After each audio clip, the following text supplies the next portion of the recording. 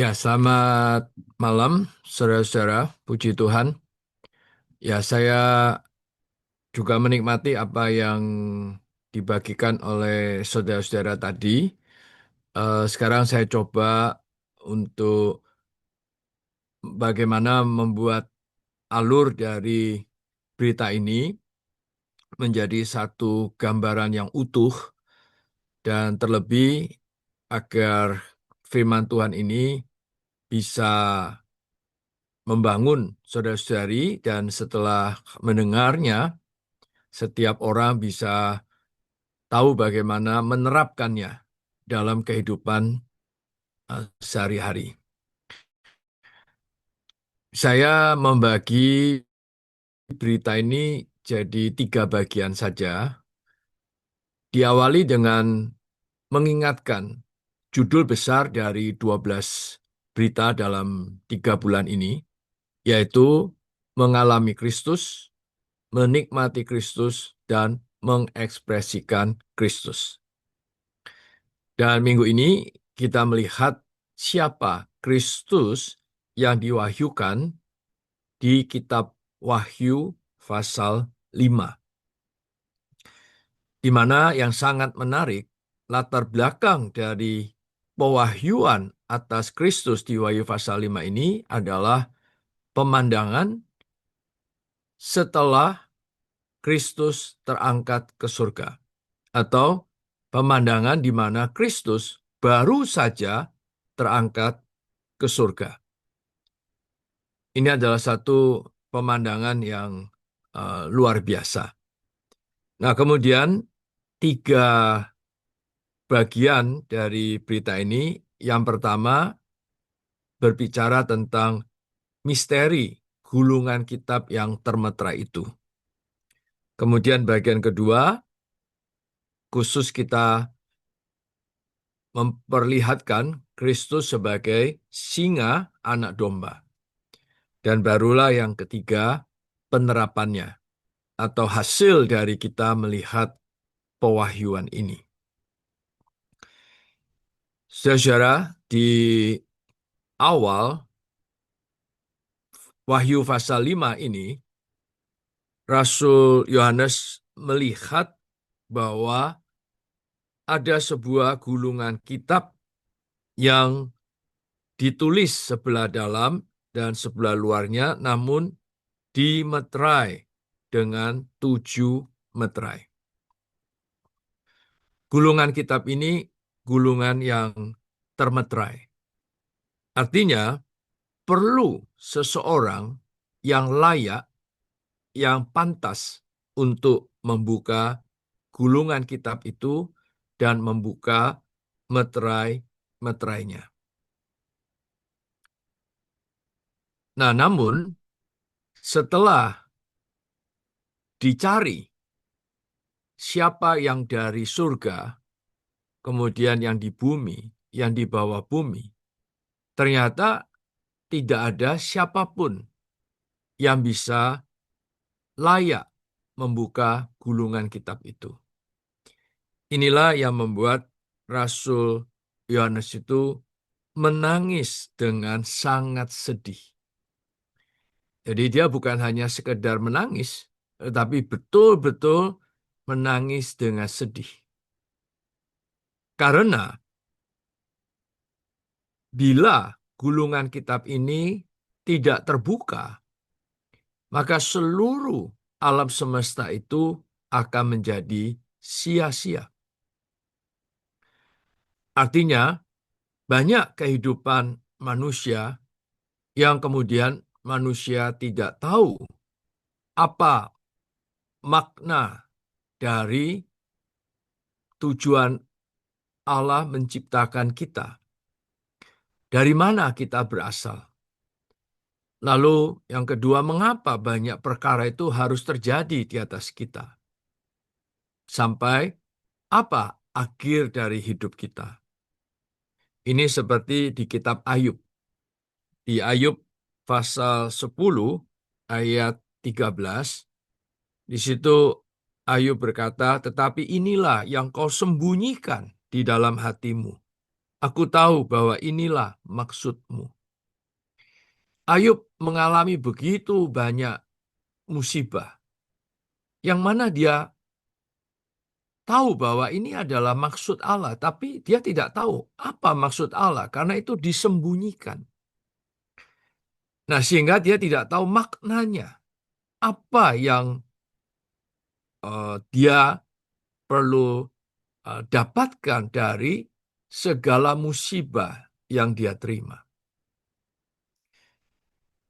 Maka Rasul Yohanes itu mewakili kita untuk menangis dengan sedih. Karena bila tertutup, maka seluruh alam semesta ini akan menjadi sia-sia. Artinya, walaupun kita hidup, tapi kita tidak tahu makna kita hidup ini apa. Dari mana kita berasal, untuk apa kita tercipta sebagai manusia, dan mengapa banyak perkara harus terjadi yang harus kita hadapi, dan yang terakhir, apa nasib kita, apa akhir dari hidup kita. Kalau gulungan kitab ini masih tertutup, memang sewajarnya kita harus menangis dengan sangat sedih. Tapi puji Tuhan, malaikat kemudian memperkenalkan bahwa kepada Rasul Yohanes, jangan menangis. Ini artinya Rasul Yohanes terus menangis. Menangis tidak berhenti-berhenti. Sampai malaikat itu berkata, jangan menangis. Jadi dia menangis, menunggu siapa yang layak, siapa yang mampu, siapa yang bersyarat. Sampai pada akhirnya, salah satu malaikat berkata, jangan menangis. Lihatlah, singa dari suku Yehuda. Dia telah menang, sehingga ia dapat membuka gulungan kitab dan membuka ketujuh meterainya. Untuk itulah, bagian kedua ini kita harus melihat. Nah, melihat ini adalah pewahyuan. Karena itu kita perlu mendorong saudara-saudari untuk berdoa, untuk melihat siapa Kristus kita. Kristus yang diperkenalkan adalah singa. Tetapi ketika Yohanes sendiri yang melihat, ternyata yang dia lihat adalah anak domba. Singa ini adalah berhadapan dengan musuh. Puji Tuhan, Kristus adalah singa, dia adalah akar Daud. Ini mengacu kepada keilahiannya, di mana dia yang dari surga turun ke bumi melalui inkarnasi. Kemudian melalui kematian dia turun ke bawah bumi. Dan dia telah menaklukkan maut.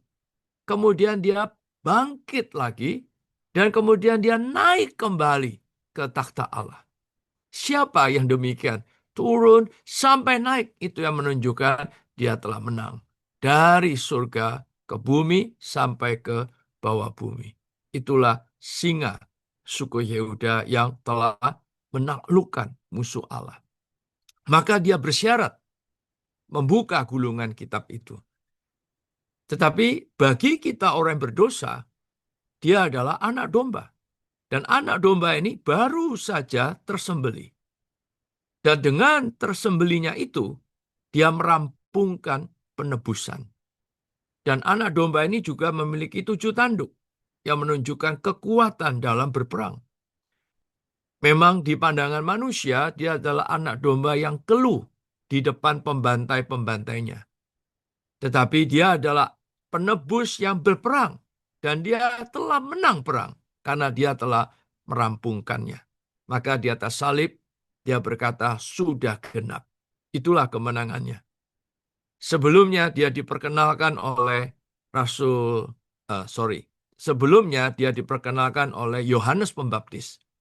Dan pada waktu itu Yohanes Pembaptis memperkenalkan, lihatlah anak domba yang menghapus dosa dunia. Anak domba Allah yang menghapus dosa dunia. Sampai di kitab Wahyu, Rasul Yohanes melihat anak domba ini baru saja tersembelih. Merampungkan penebusannya. Itulah kemenangannya. Itu adalah bagi kita orang yang berdosa. Nah, begitu gulungan kitab ini terbuka, itu yang menunjukkan bahwa Tuhan melakukan kehendak Allah menurut gulungan kitab itu. Itu dasarnya di Ibrani pasal 10 ayat 7. Di Ibrani pasal 10 ayat 7, di situ dikatakan,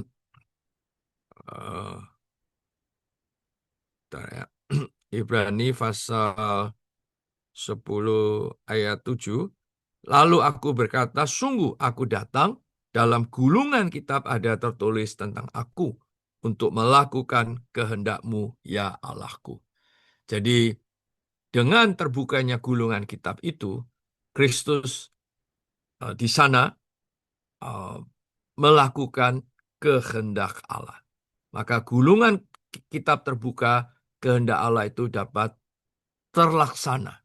Kehendak Allah terwahyukan dan terlaksana.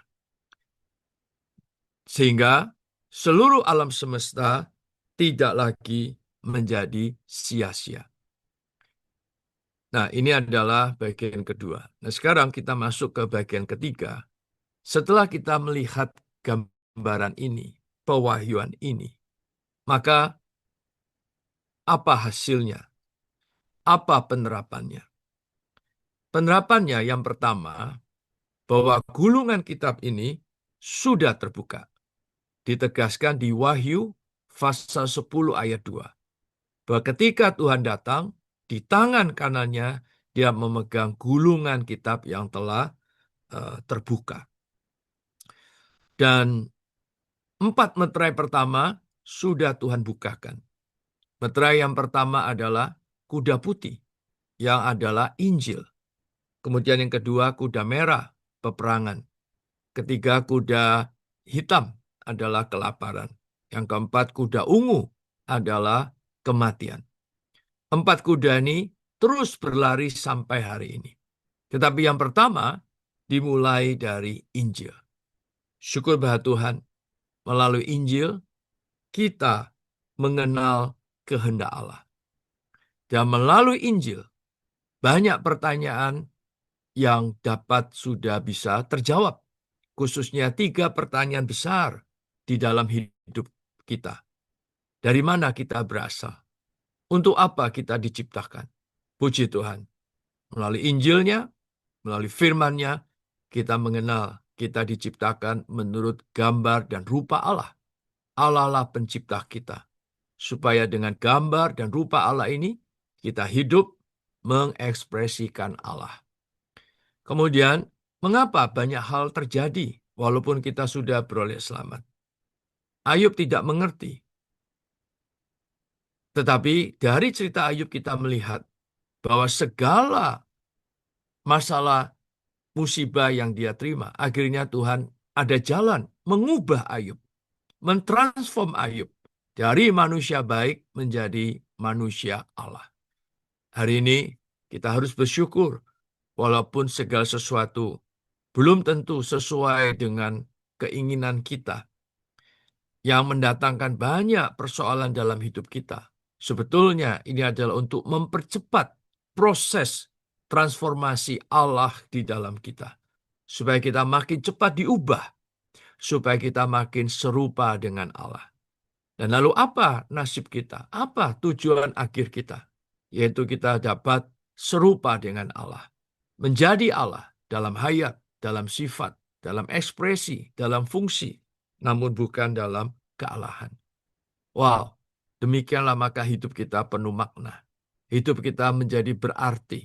Dan kita bisa bersyukur karena kita tahu bahwa akhir dari hidup kita adalah penuh dengan kemuliaan. Itulah pengharapan akan kemuliaan. Saudara-saudara, ini sungguh luar biasa. Kita harus betul-betul bersyukur atas Kristus sebagai singa anak domba yang bisa membuka gulungan kitab ini beserta meterai-meterainya. Nah, kemudian penerapan kedua. Bila kita sudah melihat perkara ini, maka yang muncul adalah puji-pujian. Maka di Wahyu pasal 5 ayat 9, ya, mereka menyanyikan nyanyian baru. Puji-pujian. Nah, besok adalah sidang pemecahan roti. Kita harus dorong kaum saleh, harus buka mulut, harus menyanyi memuji Tuhan, ataupun berdoa. Dan pujian kita haruslah pujian yang segar, yang baru, yang bukan pujian yang usang. Dan di dalam pujian kita harus pujian yang melimpah. Bahkan besok kita harus memuji Tuhan, Kaulah singa anak domba. Kaulah singa yang menaklukkan musuh. Kaulah anak domba yang merampungkan penebusan. Dan oleh darahmu, aku sekarang bukan milik aku sendiri. Aku adalah milik engkau. Jadi Kristus layak mendapatkan pujian, dan Kristus juga layak mendapatkan kita. Kemudian penerapan ketiga, yaitu Wahyu pasal 5 ayat 10. Dia adalah singa anak domba. Betul, dia membuka gulungan kitab itu. Tetapi tujuannya adalah untuk melaksanakan isi dari gulungan kitab itu. Apa isi yang utama dari gulungan kitab itu? Yaitu kehendak Allah. Yang tadi dikatakan di Ibrani pasal 10 ayat 7. Kehendak Allah. Lalu apa kehendak Allah? Kehendak Allah adalah Allah mau bahwa seluruh alam semesta ini menjadi kerajaannya. Di mana menjadi suatu wilayah. Allah berkuasa penuh. Dan Allah berotoritas penuh. Sehingga Allah mendapatkan ekspresi yang penuh dari alam semesta ini. Dari kerajaannya ini. Dan kerajaannya ini adalah kerajaan imam dan raja. Di mana kita semua menjadi imam dan raja. Imam berkaitan dengan ekspresi Allah. Karena imam adalah melayani Allah. Melayani Allah, memuaskan Allah melalui menjadi ekspresi Allah. Dan raja adalah mewakili Allah, berotoritas bagi Allah. Dan ini memulihkan tujuan semula Allah menciptakan manusia. Di Kejadian pasal 1 ayat 26. Di mana Allah menciptakan manusia menurut gambar dan rupa Allah, supaya manusia menjadi ekspresi Allah dan mewakili Allah, berkuasa bagi Allah. Puji Tuhan, walaupun manusia jatuh, melewati 6.000 tahun, tapi ingat, Allah tidak pernah gagal. Karena dia adalah yang pertama dan yang terkemudian. Dia adalah yang awal dan yang akhir. Dia adalah Alfa dan Omega. Dia adalah yang hidup. Dia adalah yang memegang kunci maut dan alam maut. Apa yang telah dia mulai, pasti dia akan genapkan dengan sempurna. Dan itu kita lihat di kitab Wahyu, pasal 5.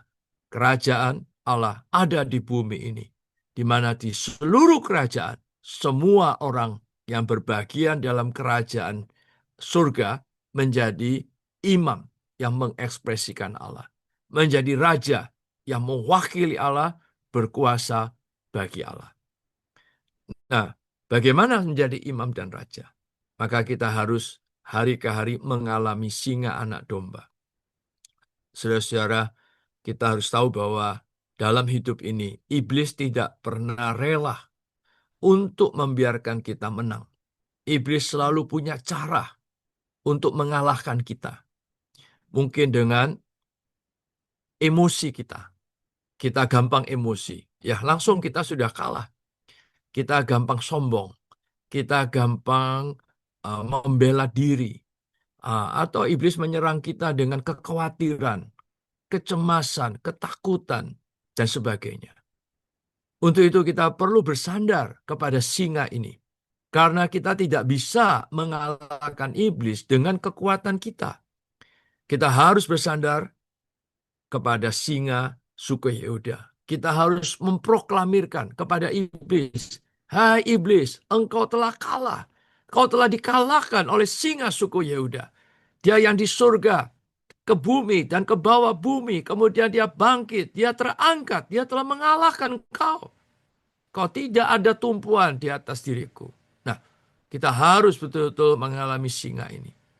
Tetapi di sisi yang lain, ketika Tuhan dengan 7 matanya sebagai anak domba, memperhatikan kita, menyelidiki kita, menanggulangi kita. Kita diterangi, kita ada dosa, ada kekurangan, ada kegagalan, ada kelemahan. Kita harus bersandar darahnya untuk mengaku dosa. Dan oleh darahnya kita diampuni. Tetapi kita ingat, darah itu telah membeli kita. Maka kita bukan lagi milik kita sendiri. Kita adalah milik Allah untuk melayani Allah. Untuk menjadi ekspresi Allah. Dan ketika ada ekspresi, baru ada kuasa. Itulah imam dan raja. Karena itu bukan sekedar gulungan kitab ini terbuka. Tapi bagaimana Kristus sekarang melakukan isi dari gulungan kitab itu. Melakukan kehendak Allah. Agar kita yang sudah dibeli, yang sudah ditebus, kita belajar hari ini dalam hidup gereja, menjadi imam, menjadi raja. Supaya pada hari itu, kerajaan betul-betul menjadi pahala kita. Jadi itulah saudara-saudara apa yang kita bisa lihat dari kitab Wahyu pasal 5 ayat 1 sampai 10 ini. Semoga Tuhan terus memberi kita urapan yang kaya sehingga besok kalau misalnya mendengar, kalau misalnya diterangi, disingkapkan dan ada suatu suplai hayat dan itu mendorong kita semua, seluruh gereja-gereja di Indonesia, di setiap lokal, mulai bangkit orang-orang yang menjadi imam dan raja, mengekspresikan Allah dan melayani Allah di dalam hidup gereja. Dan demikianlah kita akan mendatangkan kerajaan Allah dan agar kehendak Allah terlaksana di bumi seperti di surga. Dan itu bukan dengan kekuatan kita, karena kita memiliki Kristus, singa anak domba. Tuhan berkati, saya sampai di sini. Saya kembalikan ke Saudara Oki. Amin.